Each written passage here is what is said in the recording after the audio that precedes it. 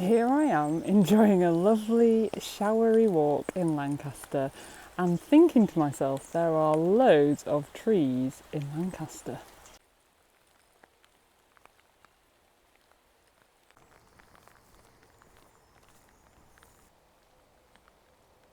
There are all these different types of tree in the world because God decided to make them.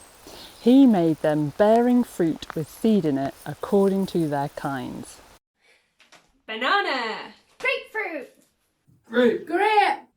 An apple. Banana. Kiwi fruit. Apple! Pineapple. Grapes. But why did God make one tree that he didn't let Adam and Eve eat from?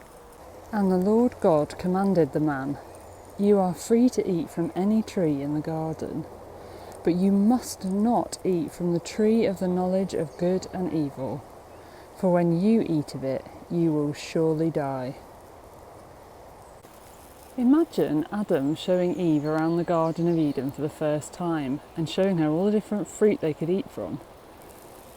And then she said, "What about this tree over here?" And he said, "Oh no, we can't eat from that one. God told us not to." And Eve said, "Why not?"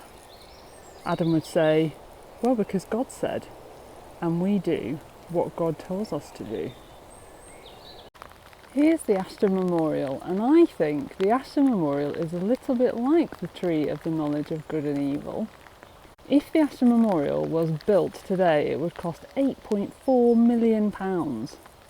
And here it is in Lancaster, telling us all to remember Lord Ashton and his wife who he built it for. Just like the Ashton Memorial, the tree of the knowledge of good and evil was there in the middle of the garden to remind Adam and Eve that God was there and that God was boss. So really, the tree of the knowledge of good and evil was a great big gift from God because it reminded Adam and Eve who they were and who God was.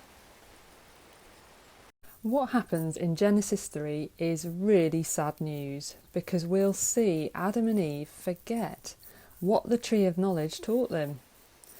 But remember, there is good news on its way.